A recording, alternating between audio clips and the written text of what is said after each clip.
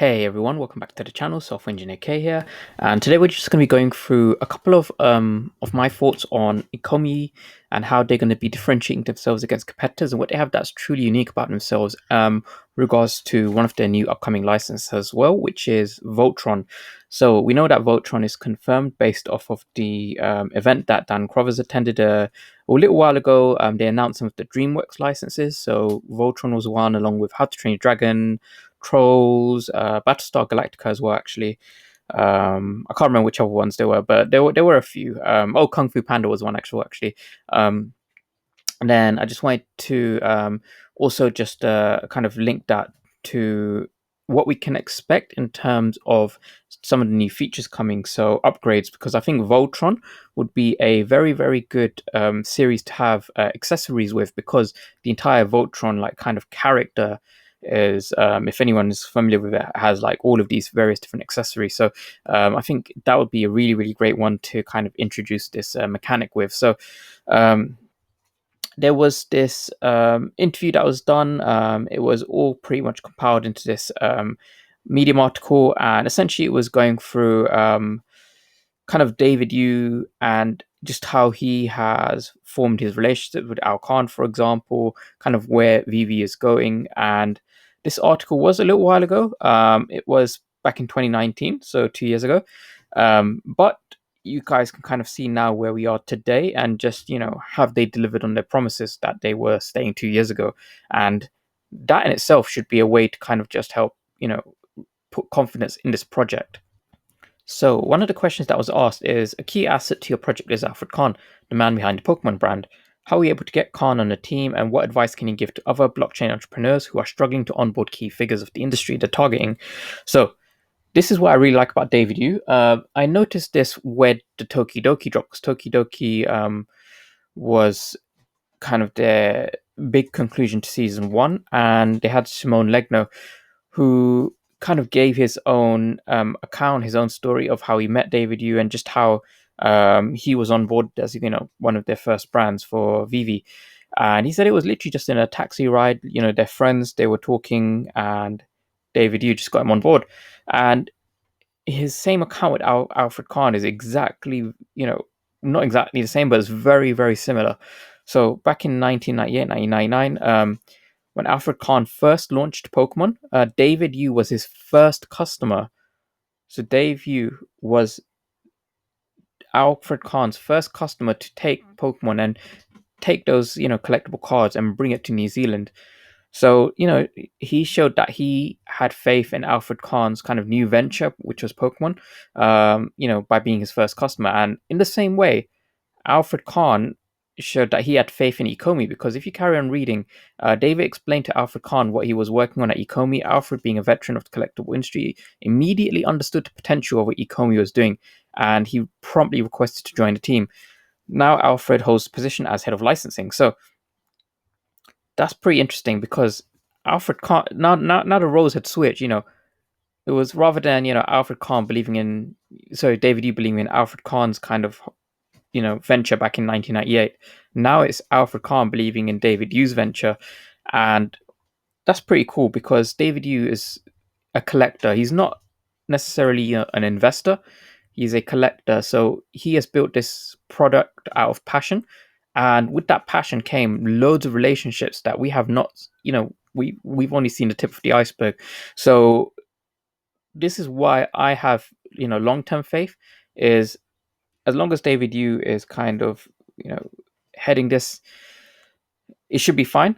Just because I know he has got 25 years worth of connections, and all of those connections are very, very high up there. They've opened up so many doors for him. So leveraging all of that, VeVe is going to do really, really well. But we know that Alpha Khan is behind Pokemon, Yu-Gi-Oh, Teenage Mutant Ninja Turtles, so all of that stuff is good. But obviously they talk more about what makes Ecomi different to other market participants, so their competitors. So first is content. VeVe is premium. This is what Trevor was saying as well. It's all about that experience, that premium experience, premium content. And that kind of goes into the second point, is creating an experience. And then we know, the app is well rounded. So they still refer to the Ecomi Collect app, but it was rebranded as VeVe, and they do want it to be kind of like the Netflix of collectibles.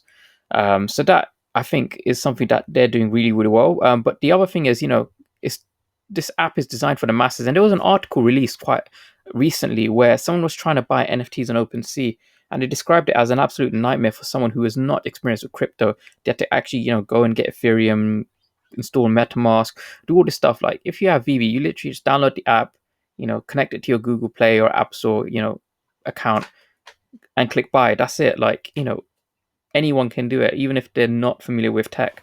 They can do it. But if you try to get them to buy something on OpenSea, it can be a pain if they're not, familiar with crypto.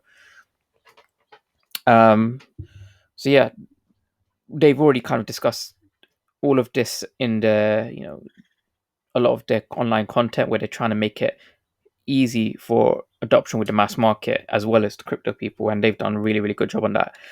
So yeah, they talk a bit more about that as well. But this is again a really really good article. I will link this below, so do have a read of it. Now, a little while ago I did talk about some of the upcoming licenses.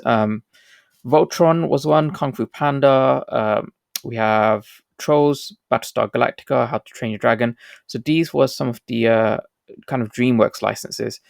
Now, if we stick on that point, Voltron specifically, this is one that I've been looking into, and there was Scott, who is kind of like one of the brand managers for Mattel, and he just kind of describes Voltron quite in depth, and he talks a lot about the various different accessories that Voltron has, and I think that's pretty cool because we know that accessories are going to be coming for NFTs, and I think leveraging Voltron as a brand to kind of introduce accessories within VeVe collectibles, I think that's a very very good idea, because that series would be perfect for that. Because I know for some of these new mechanics, there are some kind of brands that are better than others for introducing these. For example, the drivable feature, it just made sense with DeLorean, Back to the Future, just because we'd expect a vehicle to be drivable.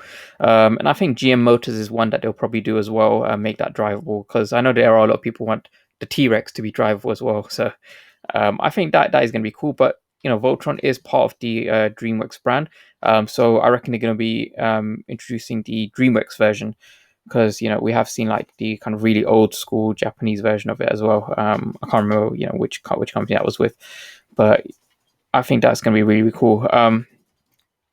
So what I did also want to touch on is just the price movement for today.